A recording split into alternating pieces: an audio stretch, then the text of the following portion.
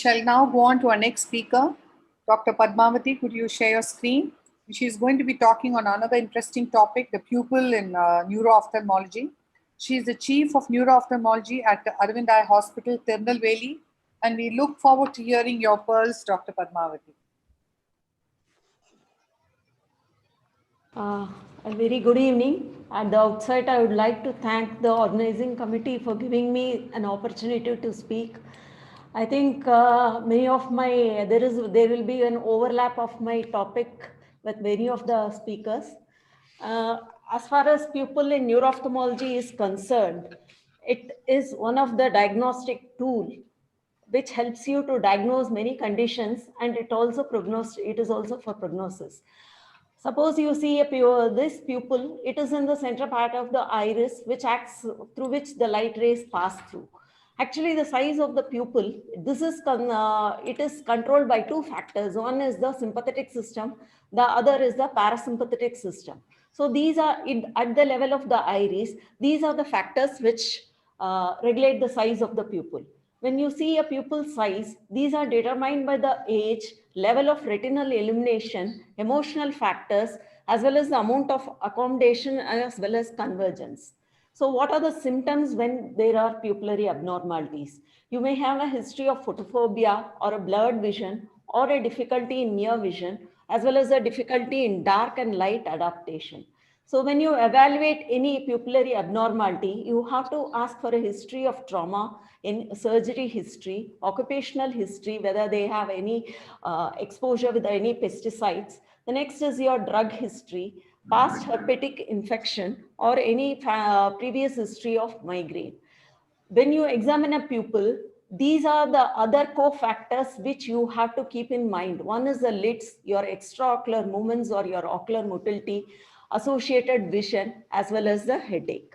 So a brief recap of the visual pathway. This constitutes the afferent arc. When this afferent arc is affected, you have a total afferent pupillary defect or a relative afferent pupillary defect or a Wernicke's hemianopic pupil. So when you have a lesion at the tectal area, you have an entity called a pretectal RAPD.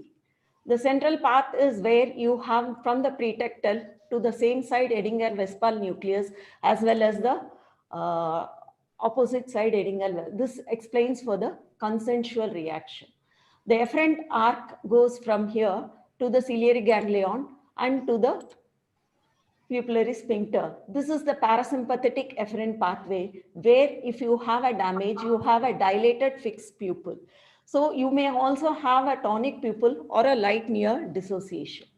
So the abnormal pupillary reactions, it could be based on the efferent or the sympathetic efferent pathway, where you have the Horner's syndrome. This is one case scenario where the diagnosis is more obvious with a history of trauma. He doesn't have the vision in the one eye, and the fundus is absolutely normal. This is an example of a case of a right traumatic optic neuropathy. When you examine the pupil, you have a grade 3 RAPD. This is a video which is taken on the slit lamp. You can compare with the normal eye, where you have a normal pupillary reflex, whereas when you swing on the other side, though RAPD is not to be, it is best elicited on a torchlight. For documentation purpose, we have taken it this way. So you have a grade 3 afferent pupillary defect in this. So what is the significance of a relative afferent pupillary defect? This indicates an optic nerve is affected or unilaterally, or you have an asymmetric involvement of the optic nerve. There is no anisocoria in RAPD. This has better correlation with visual field rather than visual acuity. It can also be seen with one functioning pupil. So when you have a dense medial opacity, you don't have an RAPD. You have only in unilateral optic nerve disease, irrespective of the cause, you can have an RAPD. So anisocoria, that is unequal pupils. So when you have an unequal pupils, you have to observe in bright and dim illumination. So suppose your light reaction is normal and good, but there is poor dilatation in dark, the abnormal pupil is small pupil. Suppose you have a light reaction which is poor in one eye and which is evident in bright light, then the abnormal pupil is a large pupil. So The abnormal large pupil has a poor constriction in bright light. The examples are which are seen in a third nerve palsy, Addis pupil, traumatic mydriasis, and pharmacological dilatation. This is my young chap who met with a road traffic accident. You can see his pupil is dilated in this. This is one necessary sign which all the neuro-ophthalmologists have to be taken care, because this is associated with high morbidity. So when you see the imaging picture, he has a large hematoma which has to be drained. This is causing a shift of midline structures with an uncal herniation and compression of the third nerve. So any progressive pupillary dilatation in a comatose patients necessitate an immediate neuroimaging and a neurosurgical intervention. So this is one boy who had a pupil involving third nerve palsy, okay, and he had a ICA aneurysm. He underwent coiling and he was treated for the same. So what is the significance of pupil involving third nerve palsy? This is for detection of aneurysm, because the mortality is high with the rupture of the aneurysm. So when you see a third nerve pupil which is dilated, how do you distinguish with Addis pupil? If you put a pilocarpine drop, that too, it doesn't, it is with 1% pilocarpine, it constricts. This is my fourth case where you have a 25-year-old with blurred vision, dilated pupil. So when you shine a torch, you don't have a light reflex, but your consensual is normal. And when you see on near accommodation, you have a constriction of the pupils. This is the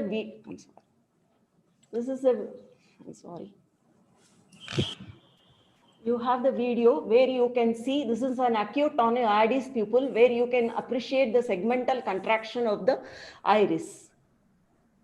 So Addis tonic pupil, here the accommodation recovers following the aberrant regeneration. Your pupillary light reflex is less and the deep tendon reflexes are hyporeflex, and the affected over time it becomes smaller.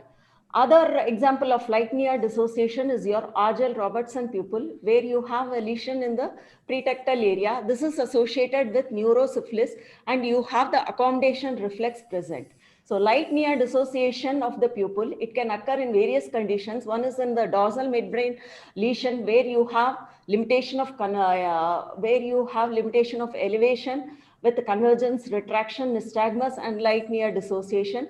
And your Argyll-Robertson pupil, whereas your Addis pupil is an aberrant regeneration following damage to the ciliary ganglion. 1 minute left. Yes, you have an Addis pupil. So abnormal small pupil is seen in where you have poor dilatation. And this is a case where this female has a small pupil on this side and she has a syringomyelia on this side. This is a case of central Horner's, and this is a case of preganglionic Horner's. You can watch the video. He has a ptosis and a small pupil when compared to the others, which is more evident, and there is also a dilatation lag. And he has a tumor, Pancoast tumor on the lung. And this is a young female who had a ptosis in this side with a ICA dissection. So when you have a lesion in this area, which is due to the stroke, that is the central, and in this region, when the cervical cord, you have a syringomyelia, and in the mediastinal mass lesion, which is a preganglionic lesion, yes sir, I'll finish it off, and you have a postganglionic lesion with a ICA dissection. So to conclude, if you have a normal reaction, you think the isochoria, it is normal. When you think it is anisochoria, you do a dilatation lag test. If you find it is normal dilatation, you think of physiological anisochoria. A delayed dilatation, you do the cocaine test. If it is normal, you think of anisochoria, physiological anisochoria. If it is your cocaine test confirms Horner's syndrome, but to differentiate between Horner's first central preganglionic and the postganglionic, you have to do a Paradrain test. Light reaction, if it is unilateral or bilateral impact, you assess the near reaction. Light near dissociation is there, you think of this entity. If there is no light near dissociation, you have to think of third nerve palsy, acute tonic pupil, iris adhesion.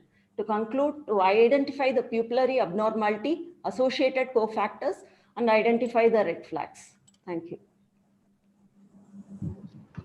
Thank you, Dr. Padmavati. It was an excellent presentation. The pupil was very completely covered.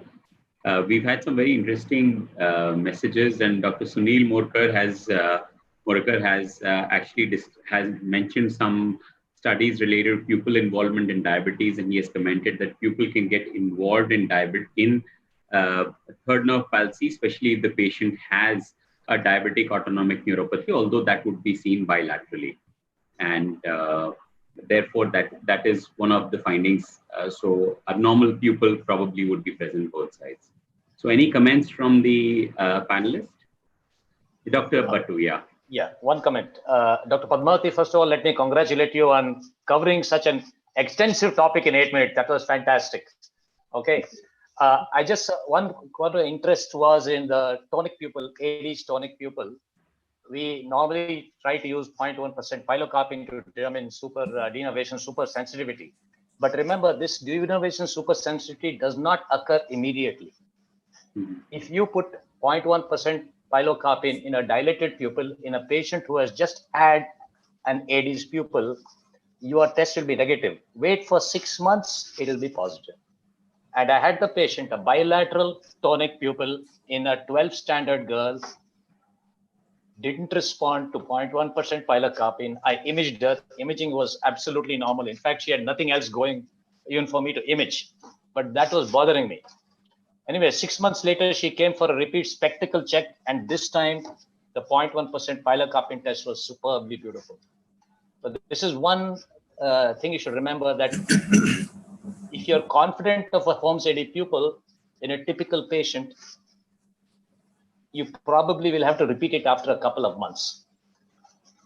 I have a question to all Indian colleagues. Have you got access to any of this pharmacological drugs, what we do use for this pupil testing? Looking forward to some cocaine being available now that it's in the news so much. Honors, we have any pharmacological testing available in India scenario. That is because you put in your algorithm cocaine test. I was really surprised. For completion's sake, at least you have to know what is that to diagnose between a normal physiological anisocoria as well as for a Horner syndrome. But availability of the pharmacological agents is not available. I have a question for the panelists. Like, how do you differentiate light near dissociation in ADs and an AR pupil? Light and near dissociation. Can you repeat the question? In an AD's pupil and an Agile-Robertson pupil. But in your AD's pupil, your light reflex is not present, whereas in your Agile-Robertson pupil, they are reactive, they are small and reactive. That is a differentiating point. Dr. Bhattu had some comments to make? No, it was the same thing. Right. I think I couldn't cover everything in this because there are Absolutely. small points which you can give it. How do you differentiate between a pharmacological blockade? What is the reverse Markens done pupil?